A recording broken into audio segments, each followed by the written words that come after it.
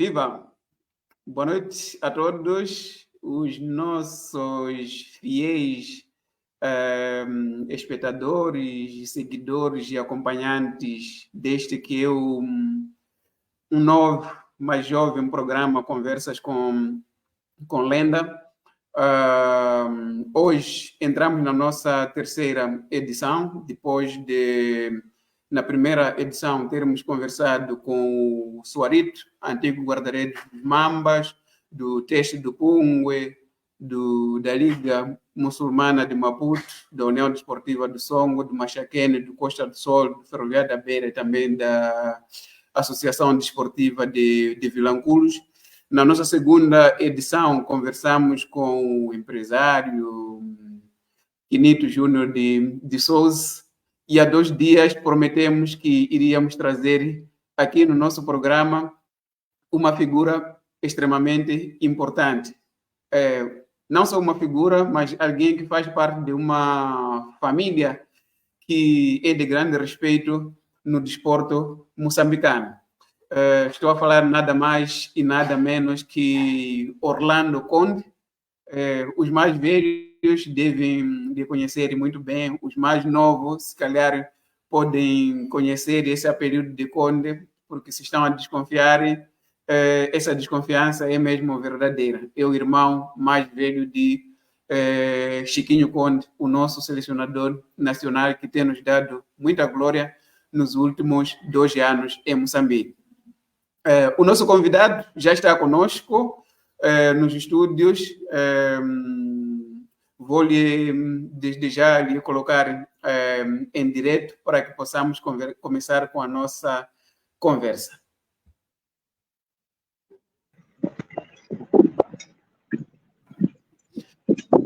Viva! Boa noite, Sr. Conde. Já é boa noite, pois. Boa noite, Francisco Machango, tudo bem? Aqui estou bem, obrigado. Graças a Deus. Apesar de, há pouco momento, ter recebido uma informação triste a partir da Beira. Eu estava a visitar a página do Ferroviário da Beira e acabei tomando a triste notícia de que o nosso secretário-geral do Ferroviário da Beira e também foi um dos treinadores que trouxe muitas glórias ao Ferroviário da Beira, o Mr. Aleixo Fumo, perdeu o seu filho, acho que deve ser ontem ou anteontem. Ok. Um jovem, deve ser por aí de 24 anos. Bem, foi uma informação triste que me colheu também de surpresa. Por isso, antes mesmo de começarmos com essa nossa conversa, queria manifestar esse meu sentimento de pesar à família do secretário-geral do Ferroviário da Beira, o Mr. Aleixo Fumo. De igual modo, vai os meus sentidos pésamos para a família e antes de começar essa entrevista, eu deveria primeiro congratular-lhe por este site, que é essa oportunidade que teve, essa oportunidade brilhante de poder entrar em contacto com algumas individualidades ligadas ao desporto. E então o meu obrigado e a todos os ouvintes, o meu muito boa noite. Bem, eu que agradeço bastante, especialmente por ter acedido a este meu convite. Em princípio, eu pensei que não seria fácil, porque, bem, ao longo dessa minha trajetória, nunca tinha lhe visto em algum lugar, então pensei que seria uma oportunidade de colhermos um pouco da história do nosso passado, que muitos, principalmente nós jovens, que não temos conhecimento, e trazermos ao público essas figuras importantes que muito contribuíram para o nosso desporto em Moçambique. Muito bem. O tempo mesmo já nos foge, eu penso que já tenho aqui um número considerável de pessoas que estão a nos acompanhar neste momento, e agradeço também por causa da fidelidade, da confiança e do interesse que tem de ouvir do Mr. do grande senhor Orlando Conde. Então, vamos começar a nossa conversa. Vai ser uma conversa muito, muito amiga, aberta, um bate-papo, né? como se diz em nossa gíria.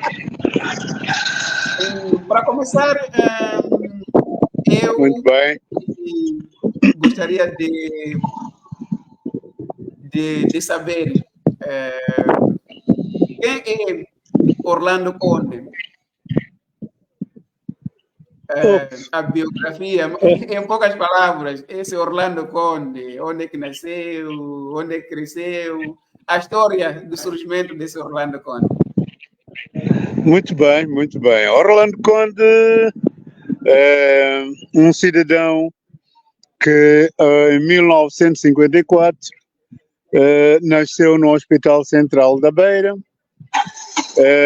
filhos de pais muito humildes, Francisco Crioulo Conde e a Josefa de Jesus Palma Pinto, que é a mãe. E então, olha, sou filho de pais cujo eles produziram 8 filhos.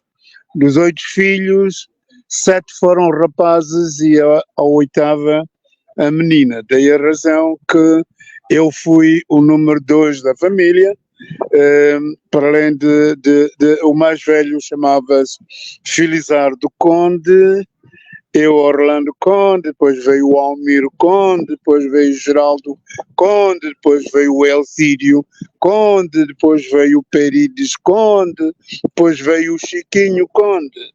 Depois a última é a Ivete de Jesus Palma Pinto Conde. Portanto, esta é a família. Se todos nós estivéssemos vivos, hoje teríamos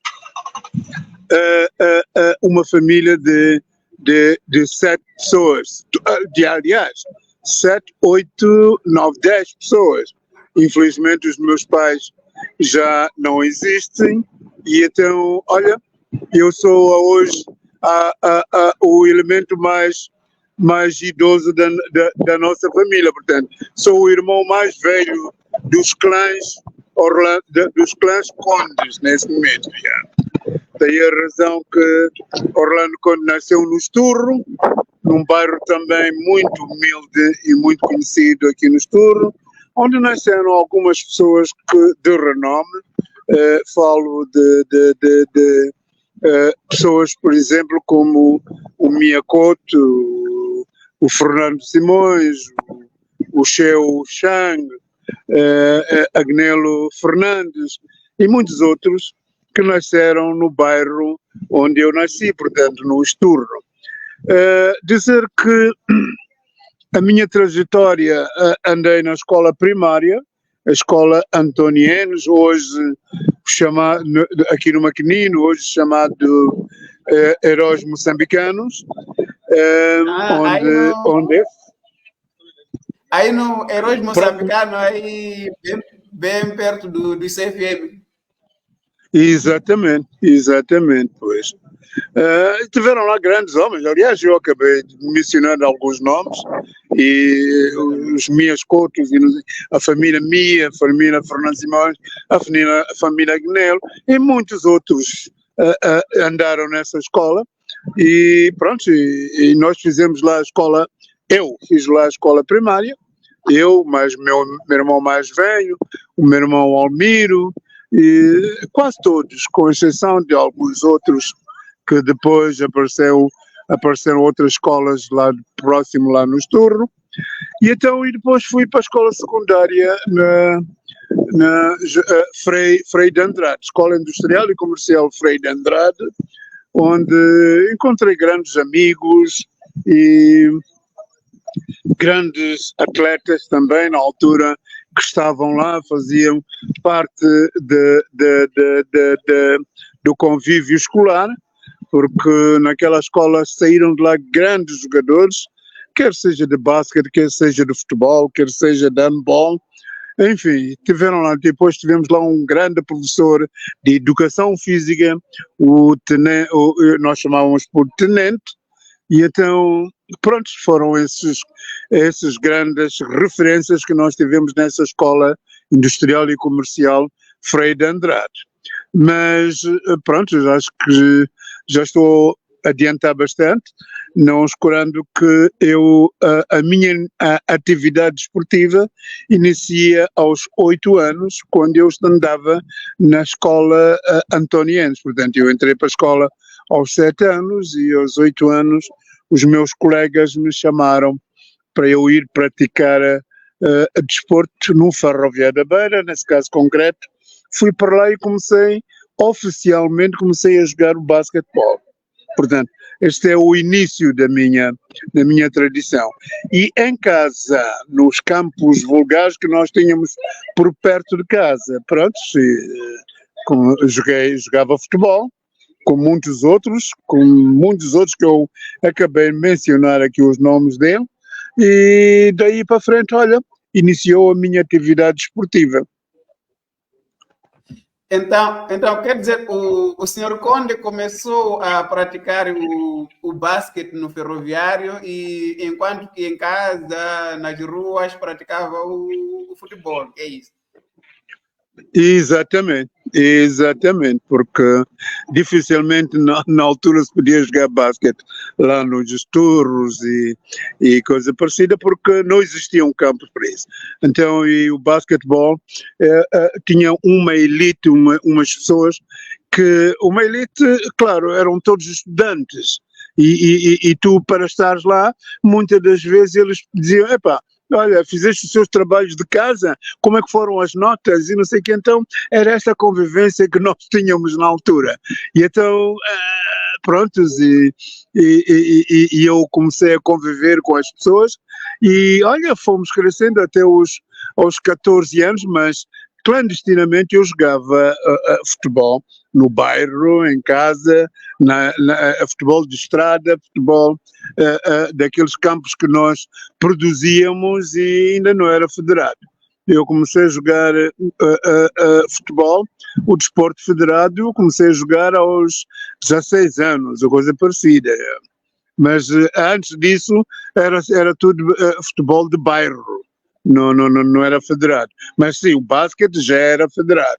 Então eu estava lá, eu tinha muito afeto ao basquete e arranjei grandes amizades no basquetebol, daí a razão, a existência de eu... E, aliás, eu até gostava mais do basquetebol do que do futebol. Então, mas iniciei mais no basquetebol e depois fiz outras modalidades. Então era uma pessoa polivalente. Daí a razão que eu fazia basquete. Nas horas livres, os meus amigos levavam-me para o grande hotel, tinha lá uma grande piscina onde eu aprendi a nadar. E depois levaram para o Ferroviário também, comecei no atletismo, ia no Esturro, tinha lá o centro africano, ia para lá, aprendi a jogar ping-pong. Então eu era, pronto, e onde eu efetivamente aparecia a aprender esse tipo de desporto, felizmente saía com êxitos. Passado um mês ou 2 meses, era já um jogador razoável. Então, pronto, isso motivava-me bastante, e pronto, e a minha vida começou a ser, comecei-me a dedicar um pouco mais ao desporto. Mas para dizer que, de facto, no Ferroviário da Beira foi oficialmente o meu primeiro esquadrão de desporto a nível de federado. Bem, É uma história muito interessante que estou a acompanhar aqui, mas gostava de perguntar uma coisa em relação àquilo que já disse. A primeira acho que mais para frente iremos falar disso, porque são muitos condes que são falados, que fizeram muito êxito no desporto.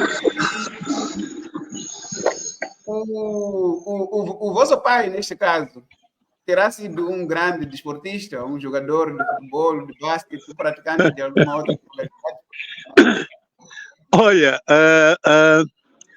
esse DNA da família Conde é interessante.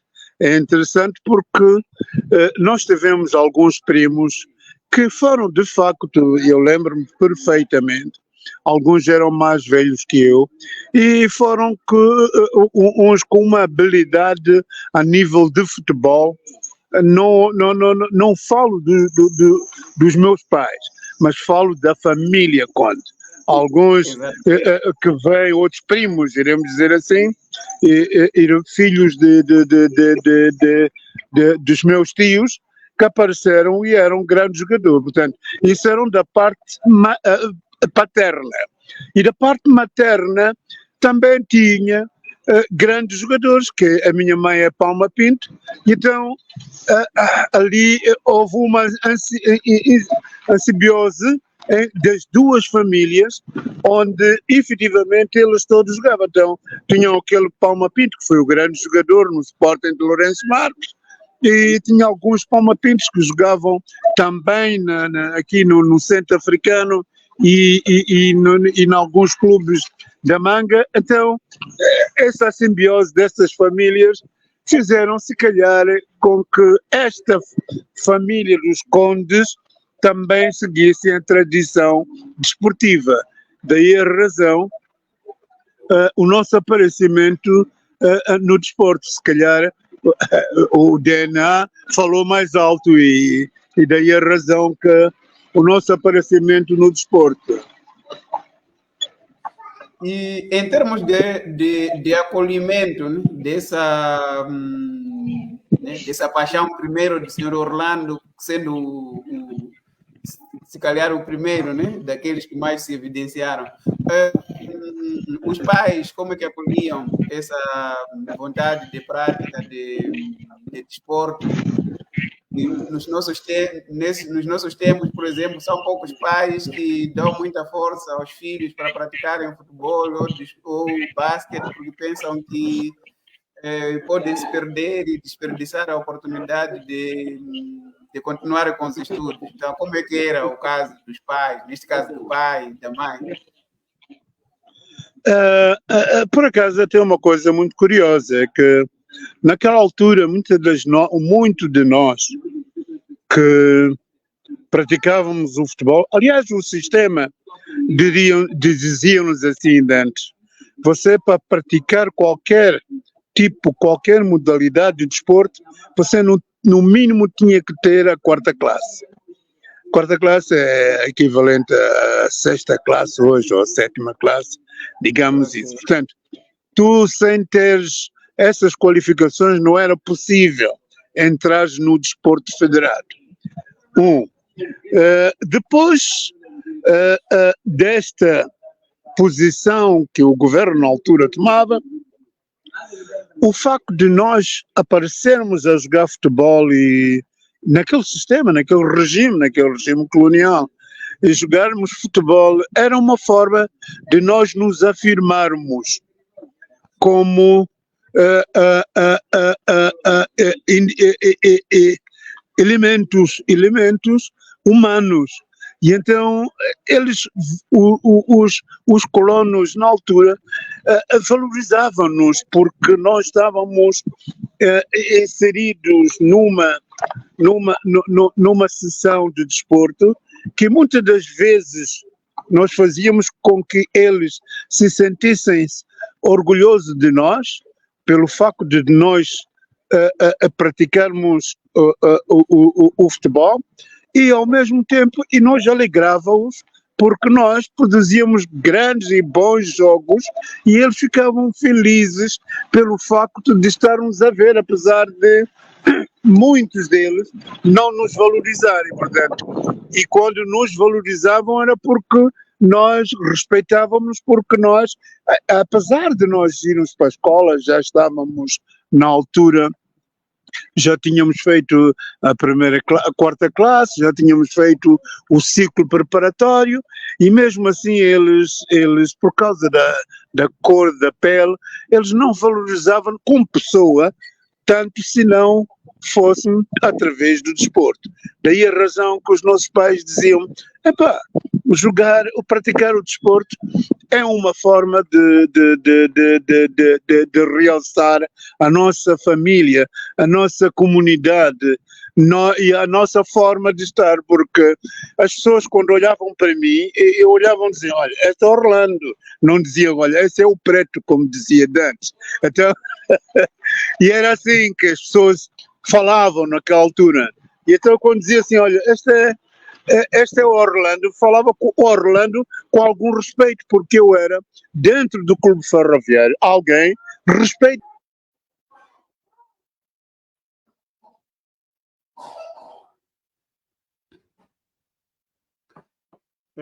Bem, infelizmente perdemos aqui o contacto com o nosso convidado, Orlando Conde, que está aqui a contar-nos uma história interessante daquilo que foi o seu percurso,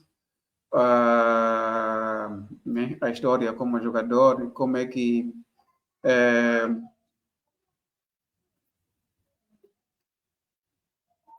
entrou no desporto e mais ou menos a história de como é que era no tempo colonial. Ficamos a saber aqui que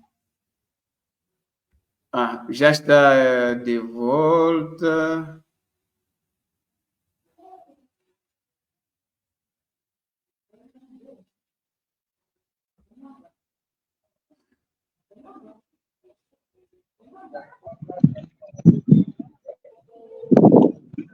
Alô? Alô, já está de volta. Ok, muito bem.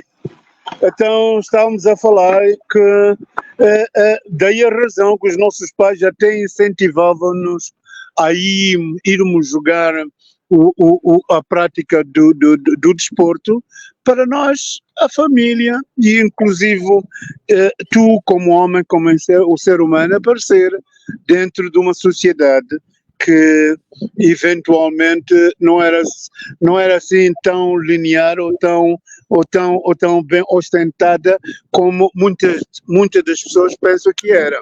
Mas pronto, era uma forma de nós nos afirmarmos. Daí a razão que nós fazíamos a prática do desporto e fazíamos bem para podermos ter uma certa dignidade.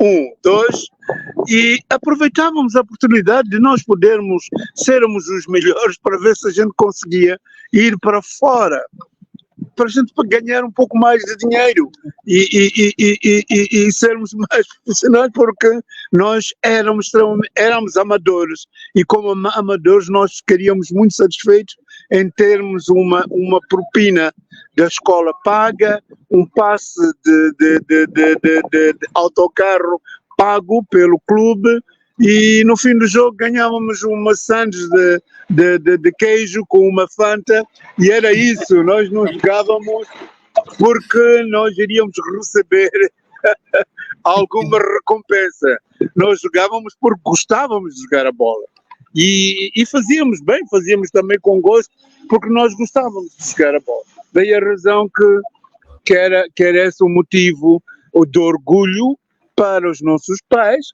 Eles sentiam por ver o seu filho na vanguarda de alguns clubes e eles sentiam-se, de uma certa forma, orgulhosos por isso.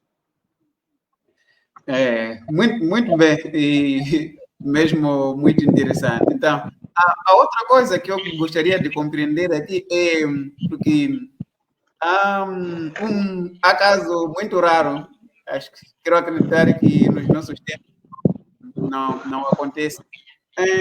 Como é que era possível na altura? Pelo que compreendi aqui, ao mesmo tempo, não sei se não estou em erro, poderá corrigir, praticou o basquete e o futebol. Falou de uma outra modalidade, é ping-pong. Ping-pong, também joguei. Atletismo. O atletismo também. E natação fazia. Como é que era na altura? Então, como é que conseguia fazer isso tudo ao mesmo tempo e de uma forma oficial? Parece que essas todas, atletismo, basquete e futebol, foi tudo no Ferroviário. Sim, sem dúvida. Olha, é assim, pronto, até diziam que nós, aqueles que fizessem esse tipo de coisa, eram polivalentes, né? Fazia mais com o desporto. Então, o que fazíamos era o seguinte, no futebol, nós, naquela altura, treinávamos 2 vezes por semana. Ora bem, 2 vezes por semana dizíamos que nós treinávamos às terças e às quintas-feiras. E jogávamos, como júnior, jogávamos no domingo de manhã. Entretanto, nós, nas segundas-feiras, nas quartas-feiras e nas sextas-feiras, nós não tínhamos nada a fazer. E então, nós fazíamos o basquetebol, fazíamos o atletismo, portanto, intercalávamos. E então, pronto, e depois a época do basquetebol não coincidia com a época do futebol, então aquilo era compatível. Daí a razão que eu fazia essas coisas, porque era uma forma de eu me divertir e uma forma de eu ocupar-me, porque, pronto, sem fazer o desporto naquela altura, se tu, para além da escola, se tu não trabalhasse, não farias mais nada, senão o quê? E tinhas que fazer alguma coisa, ias para o desporto, porque nós não tínhamos nem televisão, depois apareceu o cinema, mas pronto, nós não tínhamos capital económico para nós podermos ir ao cinema todos os dias, mesmo como estudante, pagávamos 50% do bilhete, mas não tínhamos capital financeira para poder irmos ao cinema todos os dias. Daí a razão que então, nós ocupávamos na prática do desporto com os nossos amigos, nós fazíamos esse tipo de desporto para nós podermos passar o nosso tempo e nós não íamos à droga, não íamos para os bares, não perdíamos noite, exatamente porque nós estávamos sempre ocupados. E estando ocupado, obviamente que tu tinhas e criavas tempo para poderes completar essas modalidades todas. Daí a razão que eu e muitos como eu faziam a mesma coisa. Ok, muito bem. Yeah. E tem em memória, talvez pode nos contar aqui se praticando essas modalidades teve algumas conquistas em cada uma delas. Sim, fundamentalmente no basquetebol, no Clube Ferroviário da Beira enquanto júnior. Pronto, em 1900, estamos a falar em 1967, 68, fomos para o Maputo, na altura Lourenço Marques, fomos lá para o primeiro campeonato provincial, na altura chamávamos província, né? Então era hoje nacional, e fomos para o Maputo fazer o primeiro campeonato provincial de basquetebol. Olha que não me saí muito mal, fui considerado um dos melhores jogadores no meio de 6 equipes, porque o campeonato era composto por Sporting Lourenço Marques, Académica, Malhangalém, Desportivo de Lourenço Marques, Ferroviário da Beira, Sporting da Beira, Ferroviário Benfica de Quilimane, Nampula não existia. E então, pronto, nós, como júniores, ficámos lá em Lourenço Marques, na altura ficamos lá 10 dias a fazermos os campeonatos de basquetebol e nós ficamos no humilde terceiro lugar. Ora, quase que não fomos à final com o Sporting Lourenço Marques por um pouco, e eu fui considerado o melhor jogador do Ferroviário da Beira, e olha, pelo facto de ter sido considerado o melhor jogador do Ferroviário da Beira, já tenho eu 17 anos, a Académica de Lourenço Marques veio até a Beira, e o Desportivo de Lourenço Marques também vieram até a Beira falar com o meu pai, com os meus pais, para que eu fosse para Maputo, para poder jogar basquete para eles e ia estudar na Académica. E entretanto, meu pai gostava muito, os meus pais gostavam muito de mim, gostavam de ter, achavam que eu era muito criança, porque Lourenço Marques naquela altura era conhecido como uma grande cidade, onde havia muitas coisas, muitas diversões, e que estavam com receio que eu fosse para o Lourenço Marques e que me perdesse, porque não tinha ninguém por perto. Daí a razão que eles disseram, não, meu filho vai ficar aqui, vai estudar aqui, não vai para Maputo. Eu dizia, pai, eu quero ir para Maputo, eu quero ir jogar para a Académica. Então, como eu era menor, não podia ter uma decisão. Então, eu estava sobre tutela dos meus pais. E então, a nível de basquetebol, a Académica quis me levar para lá. Veio, eu lembro-me até o Dr. João Alexandre, da Académica, na altura, ainda hoje ele é médico lá no Maputo, ele veio à Beira para pedir aos meus pais, implorar ao meu pai para que eu fosse para o Maputo para jogar lá no Académico. Naquela altura as equipes de Lourenço Marques fazem exatamente o que o Ferroviário da Beira faz hoje. Eles iam buscar os americanos, jogavam para os campeonatos de séniores nessa altura, mas eu era júnior, então eles achavam que eu de facto tinha condições para ficar no Maputo, em Lourenço Marques na altura. Só que o meu pai achou que não, e o Clube Ferroviário da Beira também, por saber que eu estava sendo pressionado por Desportivo e pela Académica. Então, quando eu fiz os meus 18 anos, claro que já não estava a estudar, eu já tinha que ir à procura de emprego para poder, já tinha feito o primeiro ano do curso de montador eletricista, então, que é equivalente ao terceiro ano, e então, eu Ferroviário da Beira, para que eu não saísse, o que é que fizeram? Então arranjaram um emprego dentro do Caminhos de Ferro, para eu ter uma rentabilidade para poder pegar no valor mensal para poder ajudar a minha família. Então fui o homem, de uma certa forma, com uma sorte.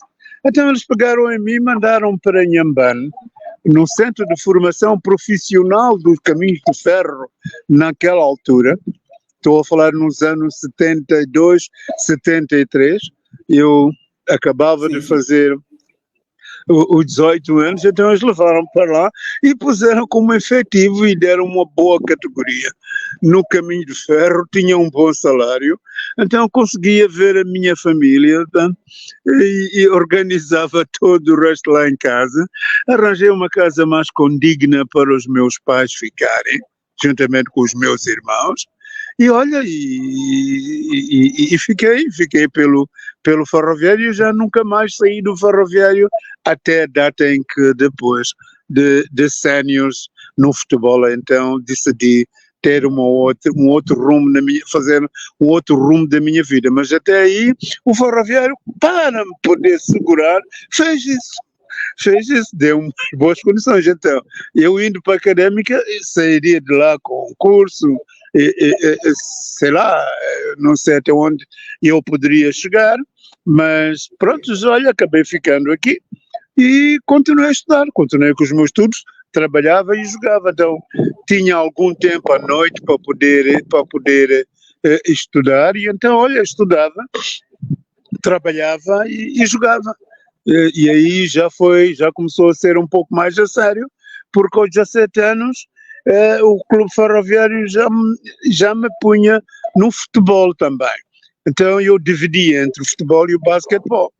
Então, olha, lá comecei a dar um outro impacto no futebol, até que os dirigentes do Ferroviário disseram que, olha, é preferível você pegar, envergar pela modalidade de futebol e deixa o basquete. Então, em 1975, a independência de Moçambique. Então, como sabes, o basquetebol aqui em Moçambique, na altura colonial, a maior parte das pessoas que o praticavam eram de raça branca, eram portugueses, e então muitos foram-se embora.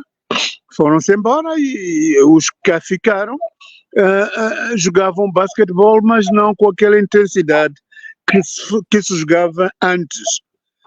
Mas mesmo assim ficaram algumas pessoas aqui, daí a razão que eu comecei-me a virar mais para o futebol, não é?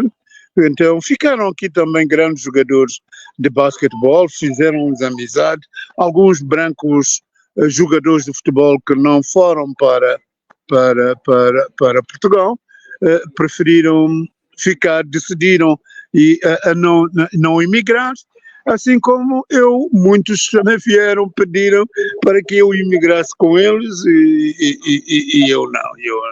Eu tinha a minha família, eu estava a olhar pela minha família aqui, não poderia deixar a família do jeito que se encontrava, daí a razão que abdiquei-me de ir a Lisboa, na altura com os outros. Fui a Lisboa, sim, mas fui pela seleção de Portugal a nível de basquetebol.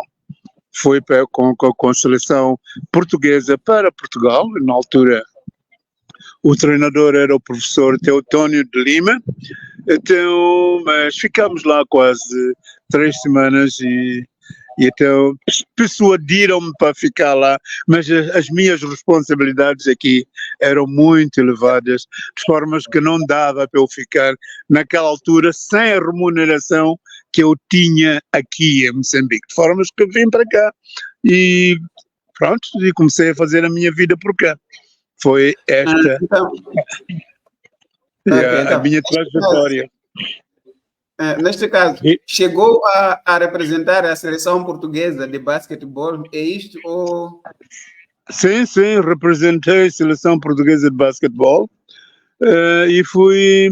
Olha, eu ainda me lembro que uma das vezes fomos jogar ao Lourenço Marques, na altura, em 74, quase no governo de transição, e depois fomos ainda a Quilimane, fomos inaugurar o pavilhão, o teto do pavilhão de Benfica de Quilimane, e fomos jogar contra os brasileiros, eram chamados quintos jogos luso-brasileiros.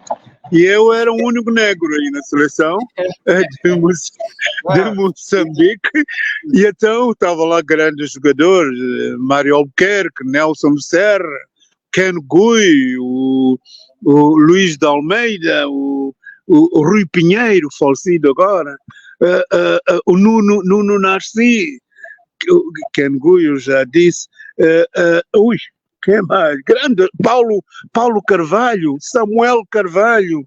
Então, e no meio desse, um marreiro ali do Ferroviário do Sporting da Beira.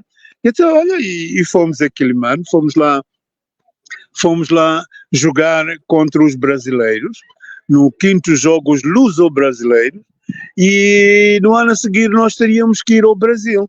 E então, quando dá-se o 25 de Abril, de 75, então já não fomos. Entretanto,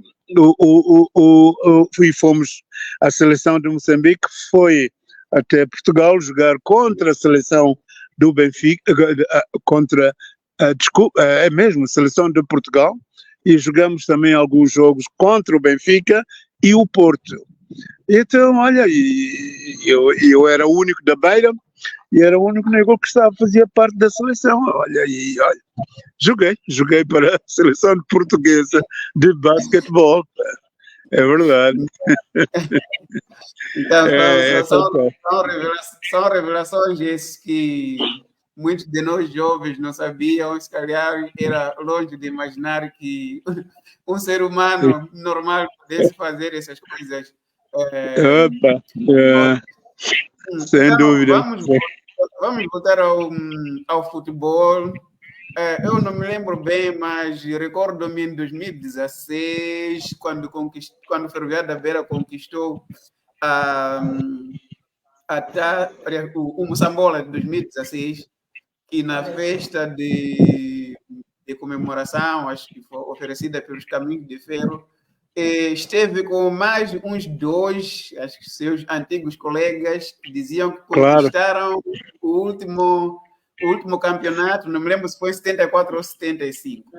O primeiro, aliás, o último da pós-independência foi em 74, o Moçambola. Foi em 74. Olha, nós tínhamos uma grande equipe de futebol. Nós tínhamos um grande treinador e nós tínhamos um valor humano que era a amizade que nós tínhamos dentro do Ferroviário. E então aquilo era quase tudo funcionários do Caminho de Ferro. Então nós tínhamos lá os jogadores que, treinados pelo senhor Oscar Silva, nós saíamos do trabalho às 16 horas, nós trabalhávamos, aquilo era amadorismo mesmo, é? Então, para todo Moçambola, o que é que significa? Há episódios deste campeonato que por vezes eu, quando me recordo, vem-me à mente muitas questões que, enfim, são coisas, inéditas. Mas o Ferroviário da Beira, eu lembro-me que numa das passagens que nós tivemos, nós, no Moçambola, no Moçambique, para além de estar a equipe académica de Lourenço Marques, o Sporting de Lourenço Marques, 1º de maio de Lourenço Marques, Teste África de Chimoio, Ferroviário da Beira, que era a única que estava a representar aqui o Ferroviário da Beira, era a equipe do Cabora Bassa, a equipe de Nampula. Em Quilimane parece-me que existia uma equipe de Quilimane, portanto abrangia quase todas as equipes. De Quilimane era um Mucuba, era essa história que eu lhe queria contar. Então isso foi em 1974 e nós estávamos a jogar e estávamos a dizer assim, mas será que esse campeonato irá acabar? Por que eu digo isso? Porque na altura quando nós estávamos a jogar, aquilo terminou em setembro de 74. E no dia 24 de abril, há o golpe de Estado em Portugal. Moçambique era considerado Portugal. Então, o campeonato ia terminar por aí, porque nós estávamos em primeiro lugar. Em primeiro lugar. É verdade, nós estávamos em primeiro e o Sporting Lourenço Marques estava em segundo. O Sporting Lourenço Marques com aquela grandiosa equipe, Sérgio Albazine, o Tayob, falecido, o Palma Pinto, falecido, Palma Pinto, meu primo, que estava lá em Lourenço Marques, o Nur-Americano estava no 1º de maio, com os Amengas, a Académica tinha lá o Fumito, tinha lá o Hernani, grandes jogadores. Então, aquela gente toda. Entretanto, e depois tinha a equipe do Cabora Bassa também, estava lá aqueles portugueses que estavam cá a trabalhar, alguns deles jogavam a bola, então também formaram uma equipe e eles qualificaram para o Moçambola. E nós fomos até lá, a Serra do Cabora Bassa, aquilo ali foi um martírio para nós. Eles estavam em construção, as estradas em construção, e nós estávamos a pensar que era uma vez na vida, e felizmente conseguimos chegar. Então, a coisa que mais me impressiona é quando nós vamos para Quilimane. Quilimane, apanhamos o autocarro e vamos para Mucuba. Em Mucuba, nós vamos jogar com o Sport Clube de Mucuba, que era uma grande equipe, mas quase todos eram militares. E os militares portugueses. Eram todos militares portugueses que estavam em Mucuba. E então, e nós fomos jogar a Mucuba no dia 27 de abril. Imagina, havia uma convergência por causa do 24 de abril, e então, quando nós chegámos a Mucuba, só ouvia dizer, não, os militares não estão cá, os militares têm que ir para a linha da frente, eles não podem jogar, eles têm que ir, e não sei o que, não, o comandante dizia, não, eles têm que ficar, e eu disse, mas o que é isso? Depois era o Roxo a tomar conta da emissora, a emissora lá em Lourenço Marcos, e não sei que aquilo era confusão, e nós dizíamos assim, será que nós vamos jogar aqui em Mucuba? Eu disse, não, Jesus, mas conseguiram jogar?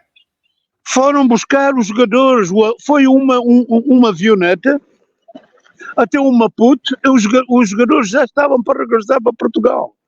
Foram buscar um avião, foi lá buscar os jogadores, foram lá no sábado, foram lá buscar os jogadores vieram para Quilimane, de Quilimane apanharam um comboio, uma automotora de Quilimane para o Mucuba, e nós estávamos lá e dizíamos assim, mas será que andamos a ver jogo hoje? E então às 13 horas alguém diz, não, já chegaram os jogadores de Mucuba, de Lourenço Marques. Eu disse, poxa, então teremos o jogo. E foi um grande jogo. Foi um jogo muito difícil mesmo. Conseguimos ganhar um jogo por 1-0. Por 1-0, veja lá, golo do Rui Marcos. E não, foi um grande dia. É esse que não me esqueço, e contra o HCB, o Songo, lá em Songo também. Foi muito difícil, metemos o golo, faltavam quase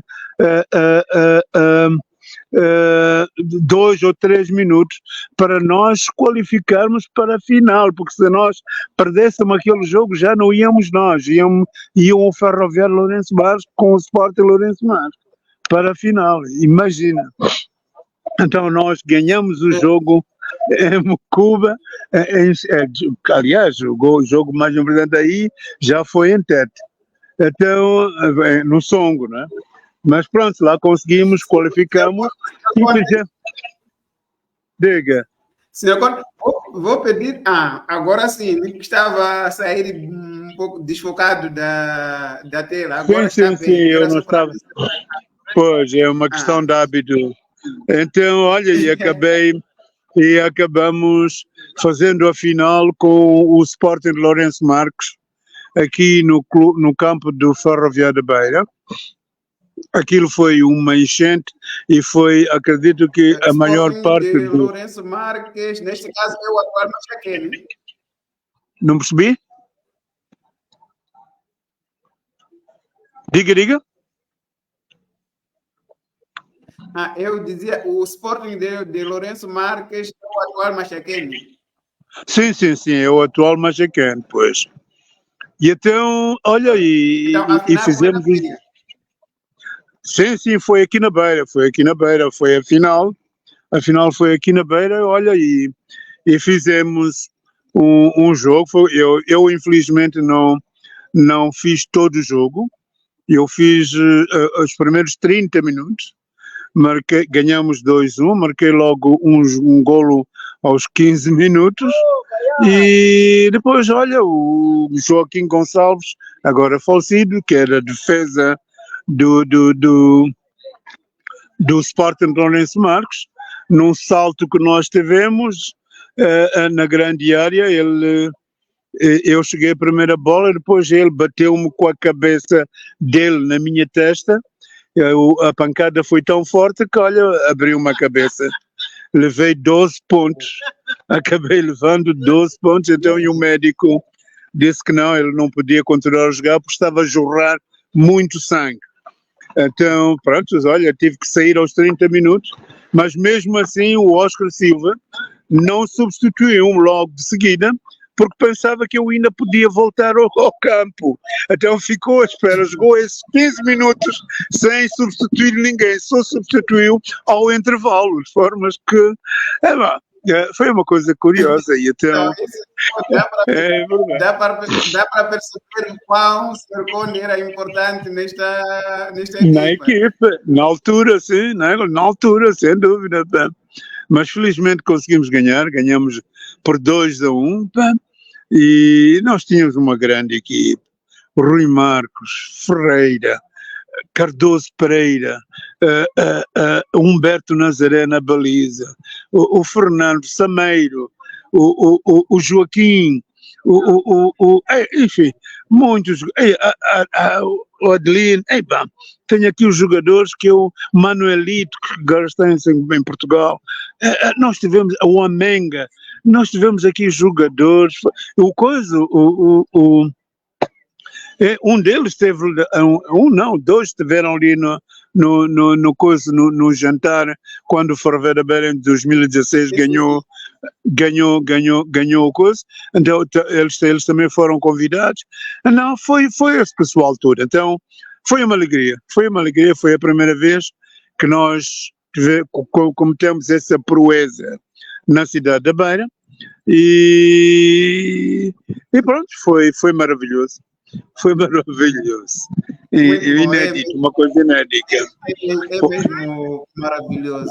E depois da independência, o que aconteceu com o Sr. Conde? Opa! Olha, era assim, eu na altura, quando fiz este jogo, eu tinha 18 anos. E entretanto, eu estava...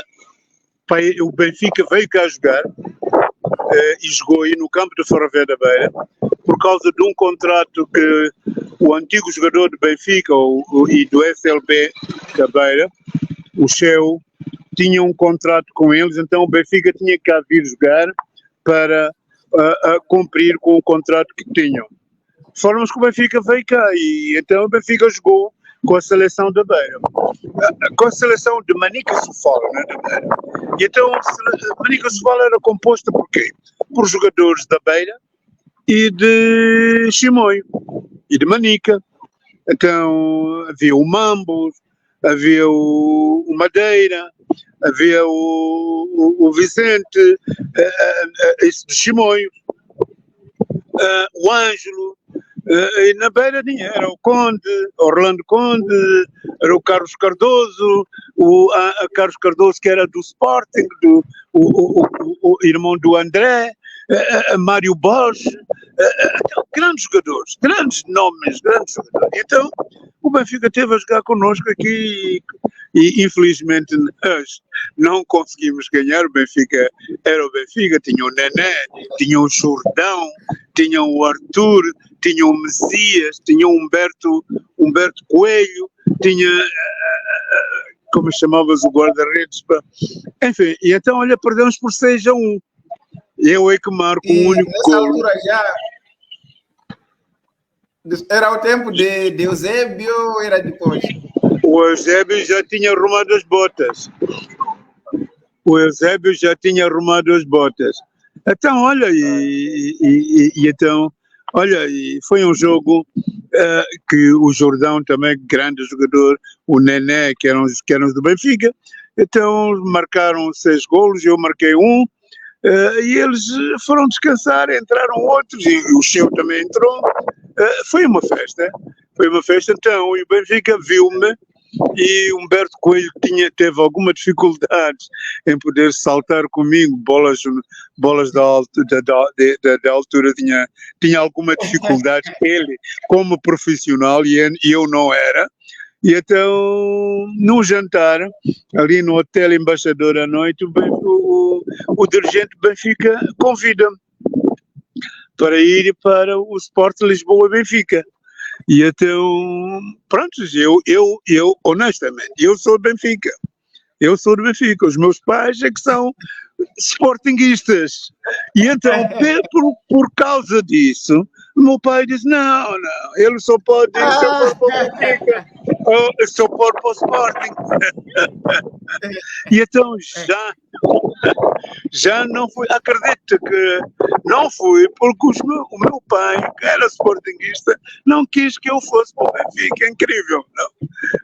Mas olha, a vida era assim, eu tinha 18 anos na altura, 18 anos, 17, 18 anos, era isso.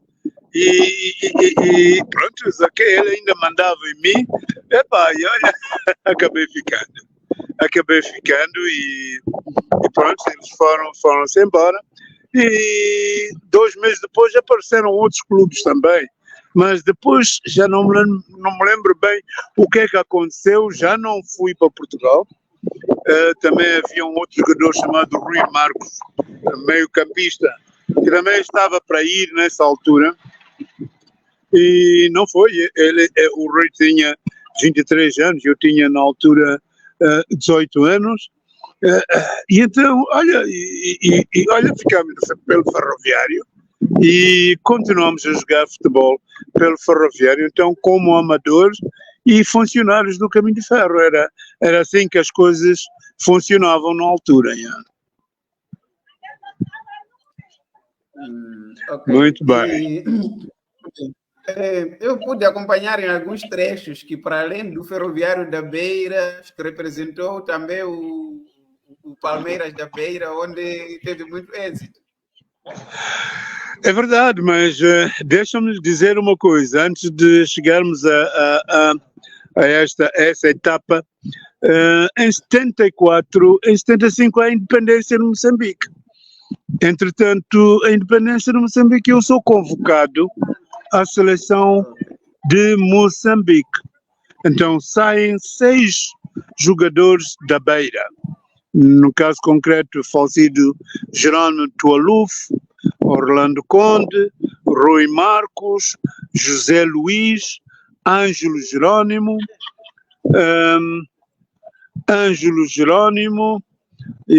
mas quem era outro? Era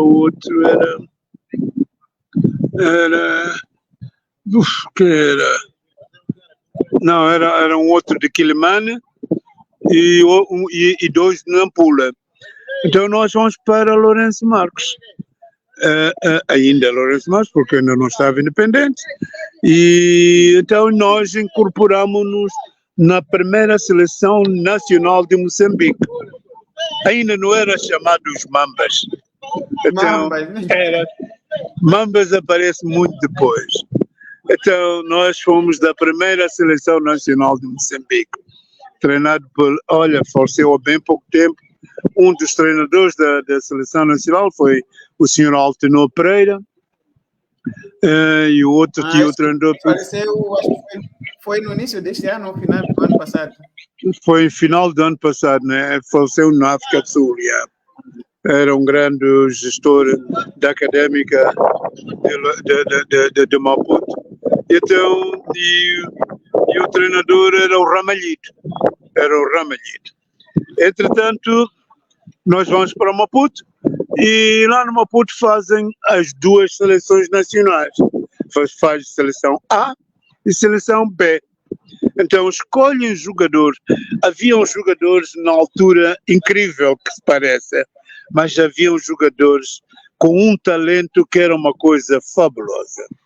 Nós tínhamos jogadores como Sérgio Albazin, como o Tayob, como o Ramalho, tínhamos como o Ângelo, tínhamos o Zé Luís, o Nur-Americano, a Menga, Palma Pinto, o Fumito, o Cassamo, o Ramos. Tínhamos muitos jogadores de qualidade, jogadores com uma capacidade, o Tayob, com uma capacidade individual que era uma coisa esplêndida. E então, nós éramos 52. ficamos todos ali num colégio de freiras na Matola, a prepararmos para jogar.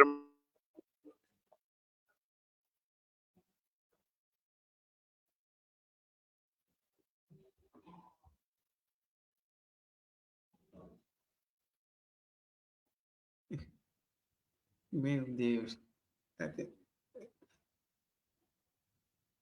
Senhor Conde. Ai, ai, ai.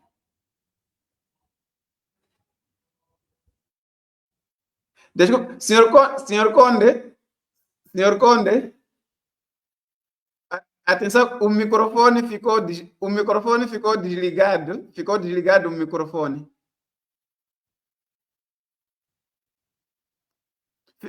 Ficou desligado o microfone do... Mas pensa que volte a entrar de novo.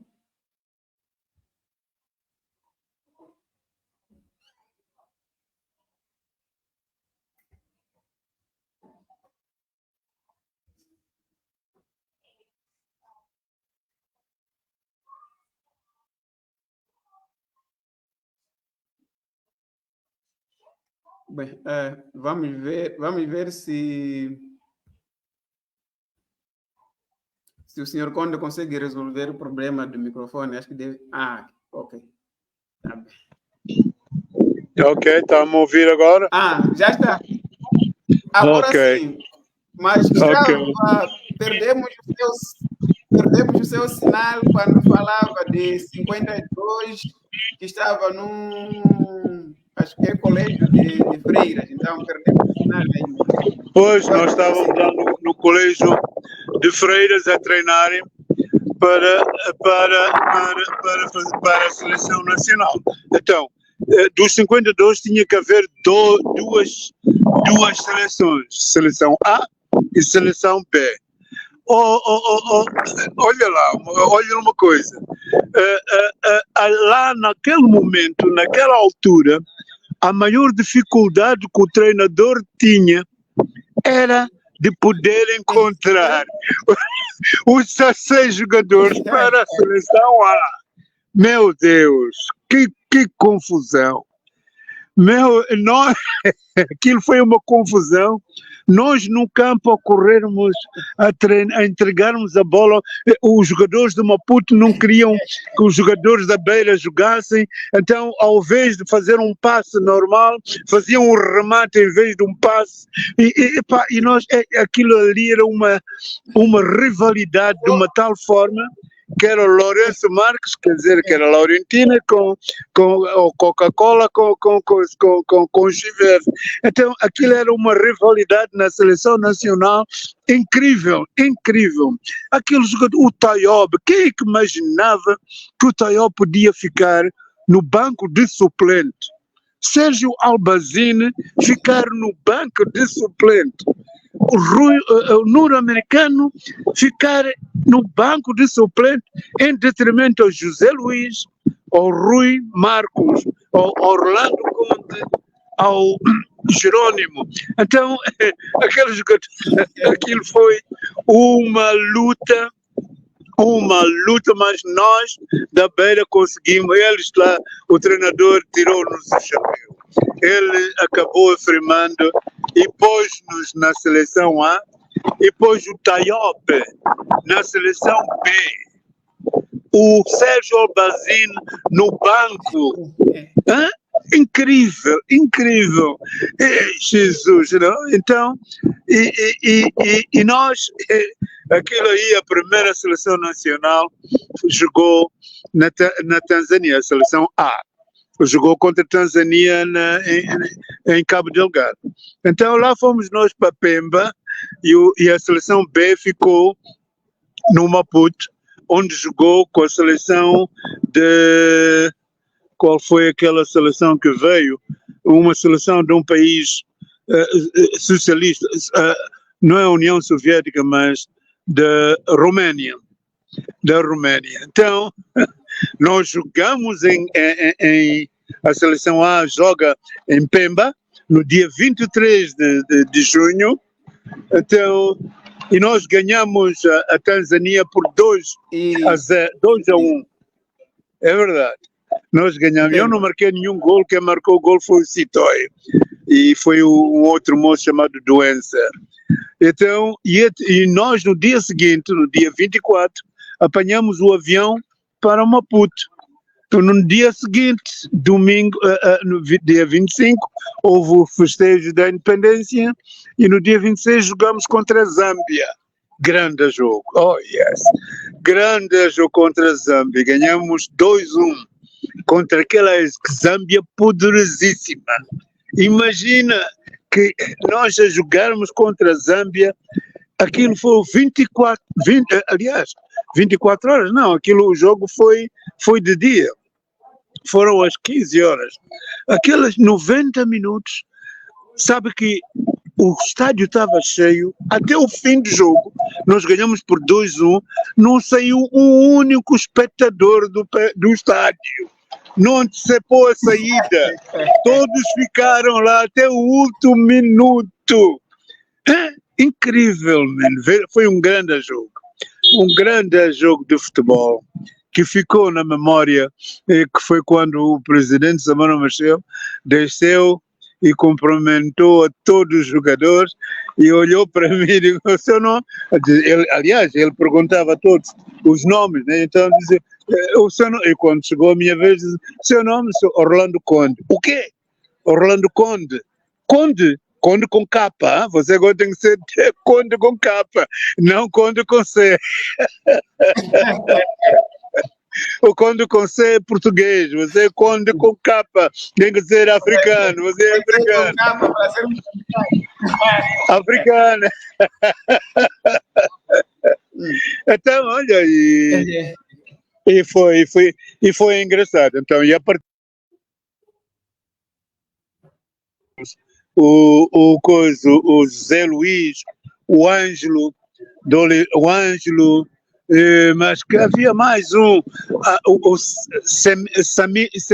Semito de Quilimane, como é que chamas aquilo? Em Quilimane tem aquela açucareira, como é que, açucareira de quê? Tinha um dos melhores relevados do campo, tinha o melhor relevado de Moçambique. Hã? Não sei se será. Não. Luago é açucareiro, nada. Tinha. Como chamava? Saninho. O jogador chamava Saninho. Grande jogador, grande meio-campista. Ele também estava na seleção. Então éramos 5 da Beira. Então, e nós fazíamos a seleção. Então, eu joguei na seleção até o de 74, aliás, 75 até 80. Então nós fomos à Roménia, voltamos, fomos a Jugoslávia, fomos para a China, fomos para Cuba. Então só íamos para países socialistas naquela altura, porque eram socialistas, porque era o nosso regime, né? E então nós na altura ainda não fazíamos parte da Federação Africana de Futebol, a CAF. Então nós não fazíamos parte da CAF. Daí a razão que, amigo, faz favor, estou a falar ao telefone. Então nós não estávamos registrados lá nos países africanos, então, mas íamos para a Zâmbia, íamos para a Tanzânia, chama Pinduzi, para alguns jogos amigáveis. Tínhamos uma seleção razoável, tínhamos uma boa seleção, até que eu, antes de terminar a minha carreira, em 80, estava até, o treinador era o Martim de Almeida, nós íamos para até era um país, aquilo, Checoslováquia, íamos para a Checoslováquia, ou coisa parecida. Quando efetivamente eu tenho uma lesão extremamente grave no campo de Machaquén. Então fui obrigado a abandonar o treino e quando o médico vai-me analisar, vai-me inspecionar-me, pôs fim à minha carreira. Então, aí eu tive que parar. Eu tinha 24 anos na altura. Meu Deus. É verdade, tinha 24 anos na altura.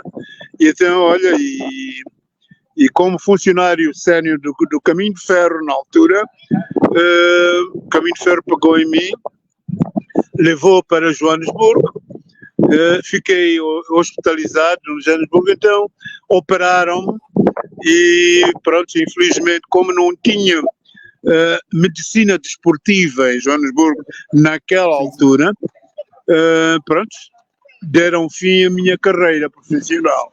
Então eu em 1980 tive que parar e abandonar o futebol. Esse era naquela altura ainda com o Chiquinho, como meu irmão mais novo, o último rapaz, e quando eu fosse jogar ele vinha comigo, ele para entrar ele pegava nas minhas botas, ele entrava para o Ferroviário, então era assim. Então olha, mas é a lei da vida, a vida foi assim para mim. Aos 24 anos então fui obrigado e pus fim à minha carreira de desportista, mas até lá eu sempre fui um candidato não, um elemento efetivo na seleção nacional. Não tinha falhado uma única seleção, num único jogo da seleção de Moçambique. Então, nessa altura, fui obrigado mesmo a deixar as minhas botas e enverguei para uma outra área. Então, tirei o curso de treinador de basquetebol, não de futebol. Preferi tirar o curso de treinador de futebol, de basquetebol, em detrimento ao futebol, porque achava que na altura já estavam a vir muitos curiosos no futebol e no basquetebol havia pouca gente. Fui para o Maputo, fiz o curso de treinador na altura, com o professor Azevedo, e olha, depois de fazer o curso de treinador de futebol, de basquetebol, vim para Beira e comecei a treinar a equipe do Ferroviário de Beira como o treinador principal da equipe de júnior, não é? Da equipe Ferroviária de Beira. Foi assim a nível de futebol. Portanto, essa foi a minha trajetória na seleção nacional. Agora, a nível de clubes, depois do Ferroviário, foi na altura, foi em 78, foi quando apareceu um grande empresário aqui em Moçambique que decidiu pegar na equipe do Palmeiras da Beira. Então, esse grande empresário, eu não sei, se calhar até foi um dos pioneiros dessa iniciativa desse empresário. Ele chegou perto de mim e disse: olha, Orlando, você está no Ferroviário da Beira, você é amador e nós, o Palmeiras da Beira, queremos contratá-lo. E a partir de agora o senhor, de se aceitar o contrato, o senhor fica jogador do Palmeiras da Beira. Então, a partir daí, eu tive que optar. Então, o sistema, na altura do desporto, aqui na Beira já estava a abrir-se, porque Ai. Mais uma vez uma fuga aqui. Parece que há uma oscilação da rede na cidade da Beira, mas esperemos que consiga voltar o senhor Conde, porque parece que ainda já nos contou muita coisa, já ficamos a saber de muita novidade aqui. Que bom, já está de volta. O sistema está a oscilar bastante, não? E entretanto, é isso. Entretanto, ele convida-me, faz um convite naquela altura, para mim, como se calhar tivesse sido o primeiro a ser elaborado, porque depois da minha contratação, acho que ainda não apareceu ninguém com o mesmo tipo de contratação que eu tive. Para mim foi milionário. Então eu não resisti. Aquele valor que ele queria me dar, aí eu dizia que, bom, só tenho que perceber uma coisa: eu sou funcionário do Caminho de Ferro e eu vou ter que cumprir com todas as obrigações do Caminho de Ferro, e depois das horas laborais eu venho para aí e vou fazer o futebol convosco. E agora, para essas deslocações que existem, o Ministério de Educação e Desporto dava-nos uma guia que obrigava-nos que o nosso trabalho a dispensar-nos para nós podermos fazer esse percurso para fazermos o jogo. Então aí foi quando eu, depois do ferroviário não conseguia me dar aqueles benefícios que esse empresário chamado Aziz, o dono da Fama, de uma empresa chamada Fama, uma empresa vestuário da escola primária, me ofereceu. Então, olha, fui para o Sporting, para Palmeiras, não? Então fui Palmeiras da Beira, onde em 88 fiz o primeiro campeonato pelo Palmeiras da Beira. Fomos campeões aqui. Depois Palmeiras da Beira convidou o Rui Marcos, convidou o Ricardo, convidou o Shabab, convidou o Musa, convidou muitos outros. Então fez aí uma Michelândia de jogadores, depois aí Michelândia de jogadores que, olha, acabamos de ser campeões em 88, foi isso? 88. Em 89 fomos campeões da Taça de Moçambique pelo Palmeiras. Portanto, e 80, olha, desculpe, 79, estou a falar de 78 e 79. Em 80, olha, infelizmente, olha, tive que parar com a minha. Então, a minha trajetória de vida e a passagem que eu tive pelo Palmeiras e este acordo milionário que eu tive, eu considero milionário porque foi milionário, sem dúvida. A partir daí não vi um único jogador que tenha feito um contrário daquela envergadura, de formas que então foi bom. De quantos contos? Acho que na altura ainda não existia meticais, né? Na altura eram milhões de meticais. Eram milhões de meticais, sem dúvida.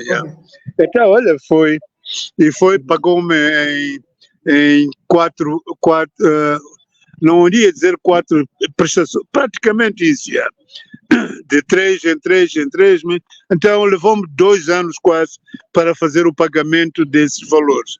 E então foi uma coisa rentável para mim, valeu para mim e a minha família.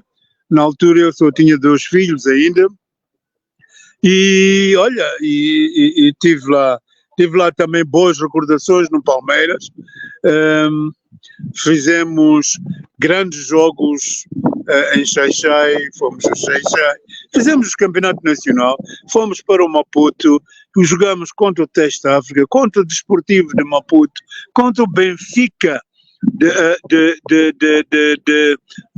Maputo, que tinha um grande jogador que para mim eu rendo a minha homenagem. A homenagem, ele ainda é vivo, quer dizer, tiro o meu chapéu que é para mim o melhor jogador que apareceu, que até durante aquele período em que eu joguei, chama-se Ramos Nhequice, do Benfica de Costa do Sol.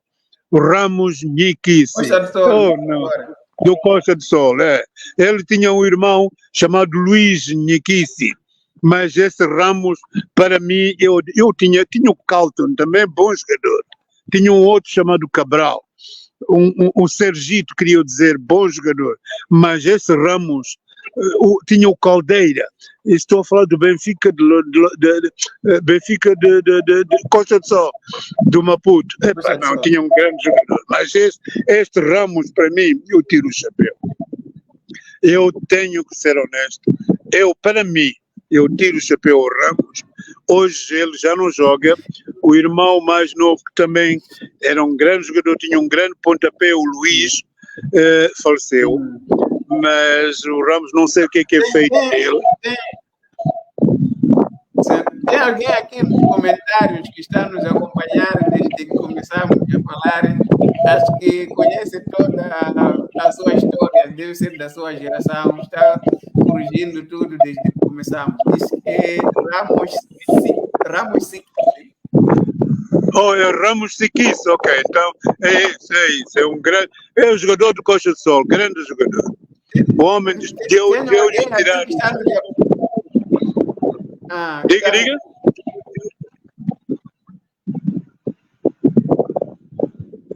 Diga. Temos o Pedro Moendane, é um senhor que deve ser da sua geração e que acompanhou a sua trajetória. Então, diz que chamava-se Ramos Siquis. Ele é adepto do Costa do Sol. Ramos Siquis, é Siquis. É o irmão mais velho do Luís Siquis, é isso. Ei, não, esse senhor era jogador. Ei, eu tirava o chapéu. Sabe, eu vou lhe confidenciar uma coisa. Uma vez estava aqui no Ferroviário da Beira a jogar contra o Teste de Pungue. Eu estava a jogar ainda foi o ano em que o Teste de Pungue foi campeão nacional. Eu não me lembro bem se ainda eu já estava no Ferroviário ou estava no Palmeiras. Quando joguei contra o Teste de Pungue aqui, quando tinha aquela equipe, João Domingos, o Zé Manel, como chama aquele, o Lucas Bararijo, tinha o guarda-redes, alguns nomes já me estão, o Manecas, e muitos outros. Sabe que numa vez eu estava a jogar contra o Teste de Pungue, foi no campo do Ferroviário da Beira, nós estávamos a levar um baile com o Teste de Pungue, que eu parei, comecei a contar os jogadores, parecia que eles tinham um jogador a mais, incrível. Essa equipe de Teste de Pungue, para mim, nada.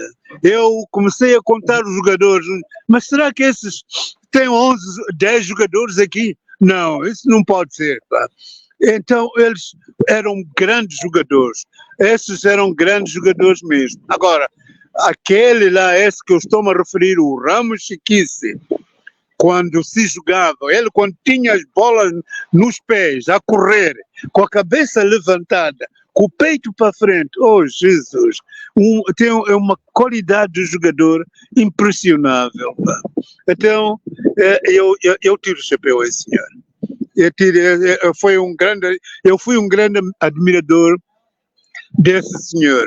Daí a razão que, eu tirar o chapéu a esse homem. Para além de outros jogadores, bons jogadores que nós tivemos na época, né? Mas hoje dificilmente se encontra jogadores daquele nível. Um outro jogador muito parecido a ele era o Carlton, a jogar. Mas esse Siquis era um jogador de excelência a jogar. Era impressionante. É verdade. Ok, muito bom. Então, são revelações esses para mim e para a maioria dos que estão aqui. a acompanhar. E Yeah. no basquetebol, diz que chegou a ser treinador em Moçambique, para além do Ferroviário, não mais alguma outra equipa.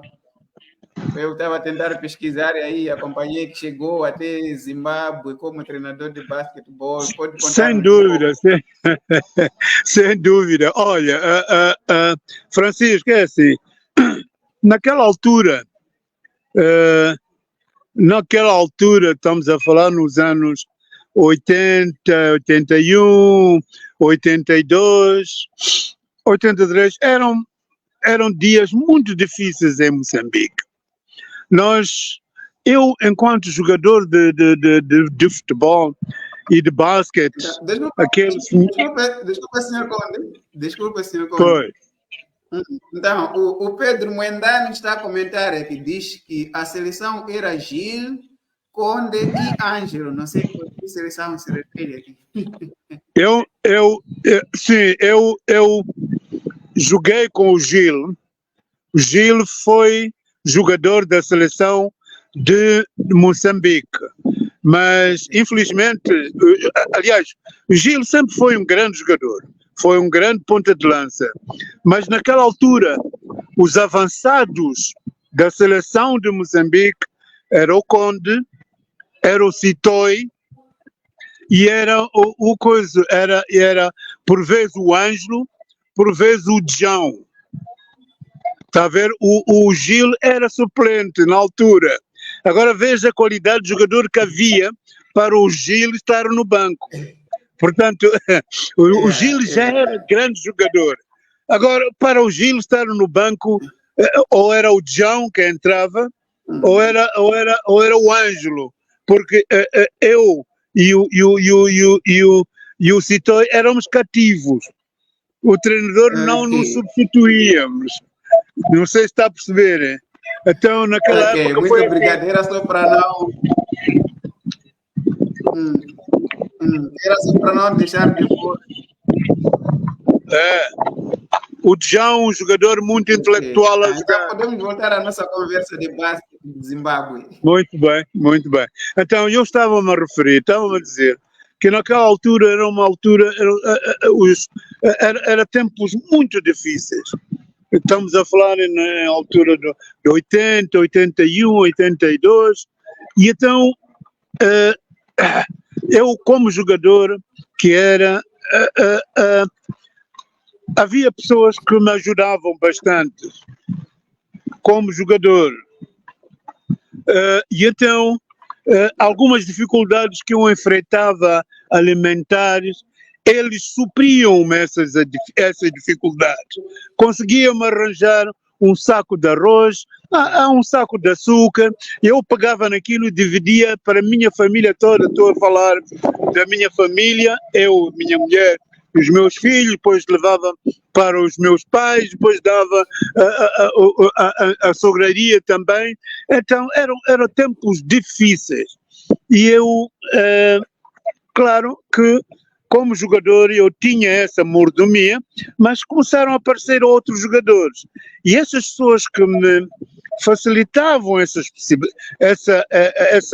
facilidade, que me facilitavam, que me davam, me arranjavam essas oportunidades de eu poder ter algum, como o Peixe, Pedro Benes e Carapaus e Corvinas e não sei o quê, ia para Pescom e eu recebia, né?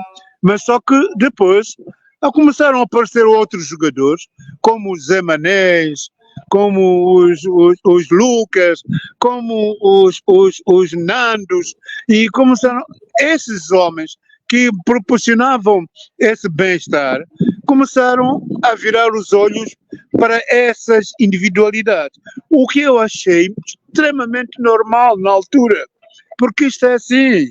Hoje tu estás lá, as pessoas olham para ti, amanhã vêm outros, e então as coisas vão-se andando, é assim.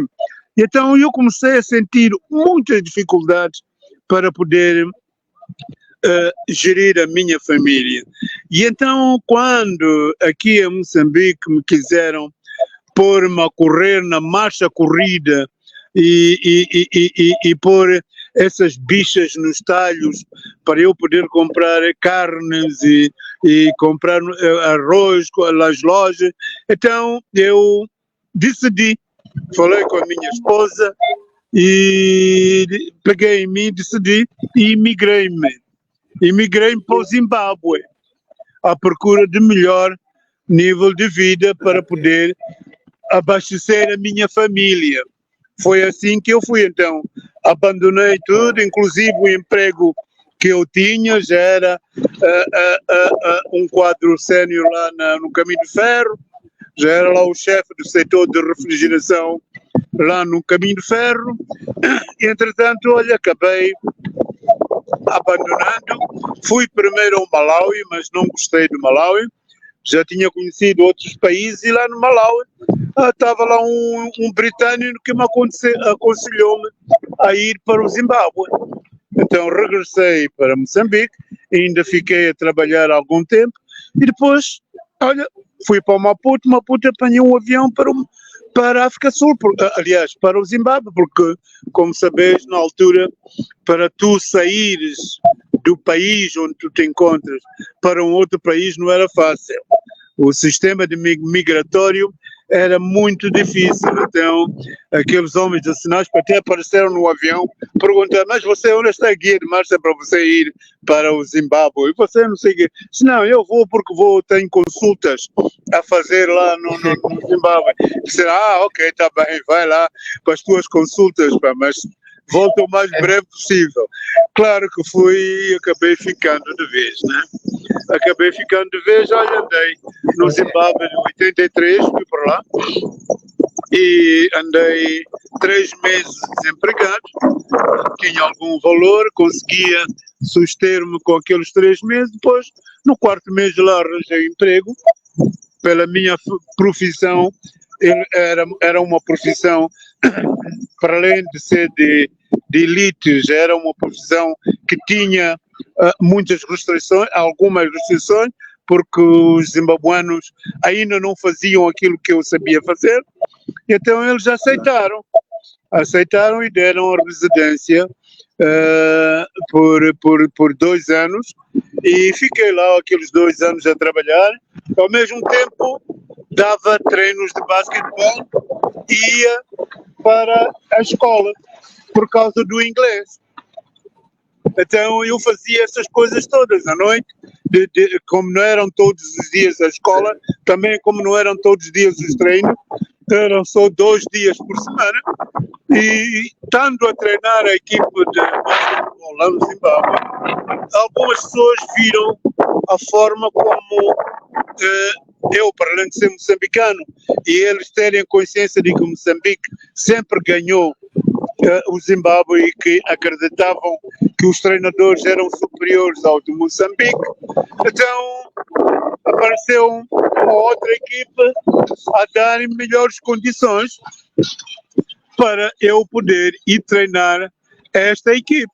E eu, naquela altura, era o que eu precisava. Eu precisava de melhores condições para poder ter a minha família num estado social muito melhor. Então, envolvidos 6 meses, a minha família foi para o Zimbábue. Então lá arranjaram casa para mim, eu tinha um emprego, por acaso era um bom emprego, então e depois das horas de trabalho eu ia dar treinos de basquetebol. Então no 2º ano ganhei o primeiro título no Zimbábue e eles ficaram admiradíssimos como a equipe do Dynamos do Zimbábue jogava, que é porque lá o sistema no Zimbábue era um sistema racial, porque você ia, por exemplo, o Dynamo era uma equipe de negros, não é? E depois a Arcadia o basquete era dominado pelo Arcadia, que eram de mistos. Depois tinha o Helênico, que era de brancos. Depois tinha a equipe que era de chineses. Enfim, então a equipe de negros no 2º ano ganha o campeonato no Zimbábue. Diz assim, mas quem é esse treinador? Não, o treinador é um moçambicano. Então, olha, queriam contratar-me. Então, e os homens lá do Dynamo não permitiram, não, nós não vamos deixar que você vai ficar aqui conosco, nós vamos conseguir acomodar-lhe financeiramente, de formas que você vai ficar aqui e vai continuar a espalhar o basquetebol a nível do bairro, para além de ser da equipe Dynamo, você vai expandir lá para o basquete, lá nas zonas rurais. E então eu fiquei lá durante algum tempo e o ministro do Desporto achou que eu devia ser o treinador da seleção nacional do Zimbábue, uma vez que a equipe vencedora do campeonato era uma equipe treinada por mim. Então, olha, acabei ficando treinador de basquetebol da equipe do Zimbábue. E cometi uma proeza. Alô? Alô, está a me ouvir? Alô, está a me ouvir? Alô, sim, dizia que cometeu uma proeza. Cometi uma proeza. A primeira vez que o Zimbábue qualifica-se para os Jogos Africanos em Nairobi, em Quênia, nós fomos à final com a equipe... Diga? Eu estava a dizer que é algo que não sabia, estamos a apanhar em primeira mão. Ok. Então, é Nairobi, então, a final foi entre Moçambique e o Zimbábue. E o Zimbábue nunca tinha... E o Zimbábue, eu era o treinador. E o Zimbábue nunca tinha ganho o Moçambique. E nunca tinha estado numa competição africana. E então eu treinei os zimbabuanos e então jogamos contra os moçambicanos. E olha, e fomos vitoriosos. Saímos de lá pela primeira vez, ganhamos e conquistamos o direito de irmos aos Jogos Africanos em Nairobi. De forma que foi a primeira vez, o governo do Zimbábue festejou, deu-me uma medalha de ouro, como banhada de ouro, né? Não é de ouro, né? Então, como símbolo, né? E então, a partir daí, o meu nome ficou de cima, o nome de Moçambique também, e olha, e a minha vida começou a prosperar, só foi subir, e olha, e até chegar ao extremo de eu ser proclamado lá como um dos melhores e o revolucionador do basquetebol do Zimbábue. Então, olha, acabei ficando o homem mais conhecido no basquetebol no Zimbábue nos anos 80. Nos anos 91 foi quando eu deixei, porque fui transferido pela minha missão profissional. A minha empresa comprou, a minha empresa inglesa lá do Zimbábue comprou uma empresa de refrigeração no Maputo e eu fui convidado a ir trabalhar lá. Então fui para Maputo, fiquei lá no Maputo durante 9 anos e nunca mais fiquei treinador nem de basquetebol, nem de futebol, e a minha vida foi só dirigismo. E então, e a partir daí foi o que foi. É verdade, é a minha trajetória. Afinal, temos um grande treinador de basquete. Fui em tempos. Cada um que tem a sua época. É isso. É verdade, a conversa está muito animada. Eu pensava que poderíamos levar uma hora, mas cada novidade que surge está a nos obrigar a puxarmos um pouco mais. Então, diz que depois regressou a Moçambique. Vamos olhar um pouco de forma resumida para essa família Conde. Chegou algum momento a jogar com um dos seus irmãos, se calhar aqueles que lhe seguiam, na mesma equipa ou Sim, como sim. Sim, ainda no Ferroviário da Beira. Joguei com o meu irmão mais novo, o Geraldo. O Geraldo, que depois foi para o Majade, e depois do Majade foi para o Machacan. Eu joguei com ele aqui uma época, e depois ele foi para a tropa e pronto, ok. Nunca mais aconteceu, mas acabei jogando com ele uma época assim. E fui treinador de basquetebol no Ferroviário da Beira do Chiquinho Conde. Fui treinador então, dele, de o basquete. Mr. Chiquinho também jogou basquete para além do futebol. Sim, o Chiquinho jogou basquete para além do futebol, sim. Daí a razão que ele tem grandes probabilidades de se poder desmarcar-se por causa do basquetebol. O basquetebol ajuda muito para esse tipo de desmarcações. Então, Portanto, o basquete... existe uma grande vantagem para a desmarcação para aquele que pratica basquetebol e futebol ao mesmo tempo. Sim, porque no basquetebol, na maior parte do jogo, você joga com espaços vazios. Então, você tem que procurar os espaços vazios. A bola vai lá ter. Então, é por aí que, então, sendo jogador de basquetebol, facilmente consegue assimilar muitas jogadas do futebol. Então, o Chiquinho foi um dos jogadores. E isso ajudou-lhe muito e facilitou-lhe muito na vida profissional dele. Então, disse que com 24 anos, né, deixou de jogar, mas né, por aquilo que acompanhamos, nós não tínhamos nascido. A seleção nacional chegou a ser representada por 3 irmãos Condes no mesmo 11. Eu quero dizer que se não fosse essa lesão, poderia ter existido até a possibilidade Seríamos de serem 4. Sem dúvida, seríamos 4. Infelizmente, olha, não deu, mas poderíamos ser 4, sem dúvida. Olha, Francisco, eu infelizmente tinha aqui a carga, não tenho nada para carregar, estou com 9%, então, para nós vermos, estou com alguma dificuldade da bateria. Meu Deus, eu mesmo é que não conduzi bem o tempo. Ok. Sim. Muito bem. Eu é que não conduzi bem o tempo, mas não sei se pode responder a pergunta de alguém aqui, mas estava a perguntar se Orlando admira algum jogador hoje em Moçambique ou o que falta para termos jogadores do seu calibre no nosso campeonato? Talvez essa aqui seja a última pergunta. É do Pedro Mwendani, que acompanhou a sua trajetória.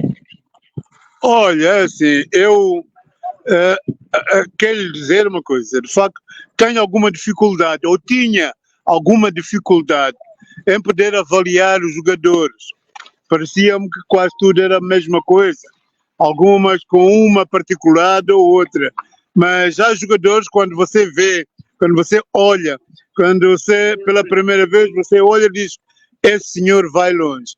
E nesse caso concreto, esse miúdo do Sporting de Portugal, o Janus Cadango, está a dar cartas nesse momento, está a ser um jogador com uma importância muito, muito fabulosa.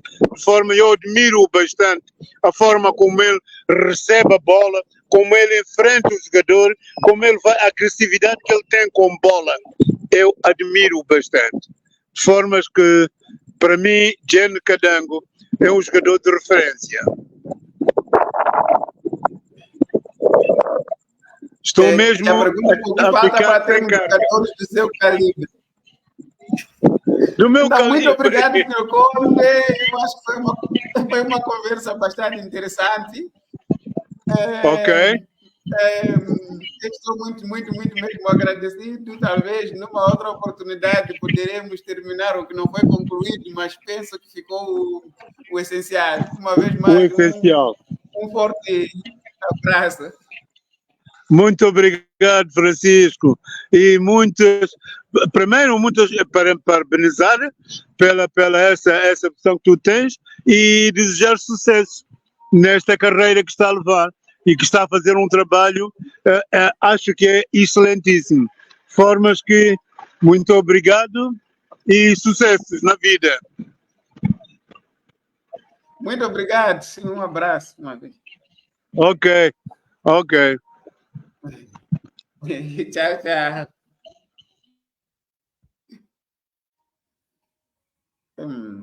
Pois bem, tivemos aqui a nossa conversa interessantíssima com o antigo craque do futebol moçambicano, como puderam acompanhar aqui, que brilhou no futebol, brilhou no basquete, brilhou também como treinador. E, bem, tinha mais perguntas aqui a fazer, mas infelizmente acabou ficando sem carga, por isso tivemos mesmo que interromper, mas eu penso que o mais importante todos nós aqui acompanhamos. Então, a todos que estiveram aqui ligados, vão os meus profundos agradecimentos.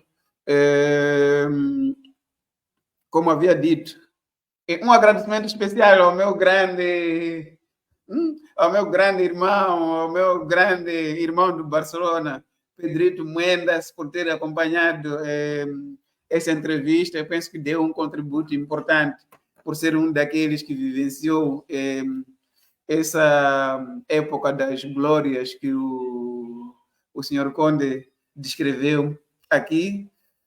E, como eu disse, este programa veio para ficar. Se depender de mim e de vocês, obviamente, se não tiver quem acompanha, não haverá força de continuar com o programa. Na sexta-feira, traremos aqui uma figura muito importante também, do desporto, ligado ao desporto como atleta, assim também como dirigente, que agora ocupa outras posições, as quais também está a exercer da melhor forma. Amanhã ficarão a saber quem é que será o nosso próximo convidado. Dizer que este programa, esses primeiros 4 programas foram para abrir o apetite, e depois do programa da próxima sexta-feira passaremos a ter o programa uma vez por semana, para poder deixar mais ânimo, ansiedade aos que nos acompanham, e acima de tudo também poupar um pouco de megas, né? Apesar de que as operadoras reduziram bastante. Então, estimei bastante estar convosco nesta conversa, e um forte abraço a todos que estiveram ligados até agora. Boa noite, ótima terça-feira e boa Champions, porque daqui a pouco teremos Champions. Tchau, tchau.